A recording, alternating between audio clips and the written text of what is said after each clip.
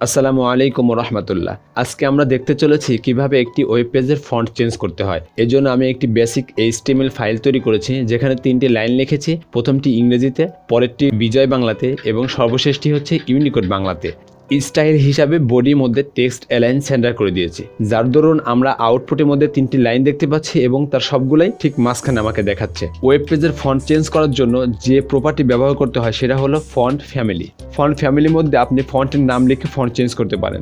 যেমন এখানে ফ্যান্টাসি ব্যবহার করলে আপনার ওয়েব পেজ থেকে একটি সুন্দর ফন্ট চলে আসবে। আপনি এখানে মোনো স্পেস ব্যবহার করে দেখতে পারেন, সেখানে ফন্ট চেঞ্জ হয়ে যাবে। এখানে বিভিন্ন ফন্টের নাম লিখে আপনি আপনার ওয়েবসাইটের ফন্ট চেঞ্জ করতে পারেন। কিন্তু এভাবে তো আপনি সব ফন্ট ব্যবহার করতে পারবেন না।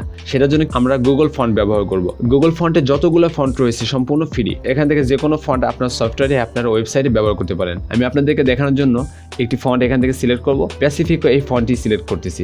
সিলেক্ট দিস স্টাইল, এটাতে ক্লিক করতে হবে। এটাতে ক্লিক করলে একটি ফন্ট সিলেক্ট হয়ে যাবে। একদম উপরে যে ভিউ ইউর সিলেক্টেড ফ্যামিলিয়াস, এখানে ক্লিক করবেন। এটাতে ক্লিক করলে আপনার সিলেক্ট করা সব ফন্ট এখানে দেখতে পাবেন। আপনার এখানে ফন্ট সিলেক্ট করা থাকলে আপনি এমবেডে ক্লিক করবেন। এমবেডে ক্লিক করার পরে আপনি এখান থেকে এই লেখাটুকু কপি করবেন। কপি করে আপনার টেক্সট এডিটরে এসে এটি হেড ট্যাগের মধ্যে পেস্ট করে দিবেন। এখনো শেষ হয়নি, আরেকটি কাজ করতে হবে। ফন্ট ফ্যামিলির নামটা চেঞ্জ করে দিতে হবে। কপি করলাম। কপি করার পরে আমরা এখন বডিতে যে ফন্ট ফ্যামিলি ব্যবহার করেছিলাম এটা চেঞ্জ করে আমাদের এই স্টাইলটা এখানে বসিয়ে দেবো। এখানে বসিয়ে দিয়ে এখন সেভ করলে আমাদের স্টাইলগুলো চেঞ্জ হয়ে যাবে। দেখেন সুন্দর একটি স্টাইল আমাদের এখানে হয়ে গেল। এখানে আমাদের বাংলা লেখাও রয়েছে। তো বাংলা লেখার জন্য এরকম আরেকটি ওয়েবসাইট রয়েছে, fonts.motin.com।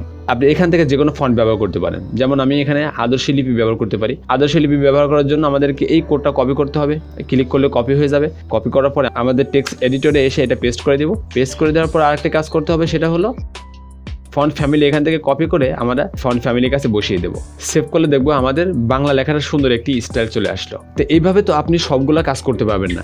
এখন আপনি চাইলে কাস্টম ফন্ট ব্যবহার করতে পারেন। তাহলে আমরা এখানে প্রথমত একটি ফন্ট বানাবো। এখন আমরা সেভ করলে আমাদের আগের মতো হয়ে যাবে সবগুলা। একটি কাস্টম ফন্ট বানাতে হলে স্টাইলের মধ্যে আমাদেরকে ফন্ট ফেস ব্যবহার করতে হবে। ফন্ট ফেসের মধ্যে ফন্ট ফ্যামিলিতে আপনি একটি ফন্টের নাম দিতে হবে এবং ইউআরএল এর মধ্যে একটি ফন্টের ইউআরএল দিতে হবে। আমি যেহেতু আপনাদেরকে লোকাল কম্পিউটার থেকে দেখাচ্ছি, তাহলে আমার লোকাল কম্পিউটারে এই ফোল্ডারের মধ্যেই 3টি ফন্ট আমি ডাউনলোড করে রেখেছি। প্রথমত 3টি আমরা ফন্ট বানিয়ে ফেলি। আমরা 3টি ফন্টে 3টি কাস্টম ফন্ট বানিয়ে ফেললাম। 3টি কাস্টম ফন্টই আমরা ব্যবহার করে দেখব এর পরিবর্তনটা কেমন দেখায়।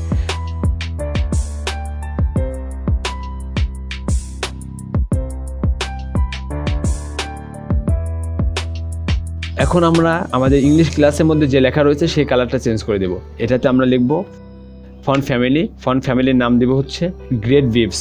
আমরা এখানে সেভ করলে আমাদের ইংরেজি লেখাটা চেঞ্জ হতে দেখব। ইংরেজি লেখাটি আমাদের এখানে চেঞ্জ হয়ে গেল। এখন বিজয় লেখাটি চেঞ্জ করব। বিজয়ের জন্য যে ফন্ট রয়েছে সেটা হচ্ছে রাজন শিউলিটি কপি করলাম। কপি করে নিয়ে এখানে ফন্ট ফ্যামিলির মধ্যে রাজন শিউলি লিখে দিলাম। এখন আমাদের বিজয় লেখার ফন্টটি আমাদের চেঞ্জ হয়ে গেল। এরপর আমাদের রয়েছে ইউনিকোড বাংলার জন্য আমাদের যে ফন্টটি রয়েছে সেটা হলো চারুকলাটি আমরা এখানে বাংলার মধ্যে বসিয়ে দেবো।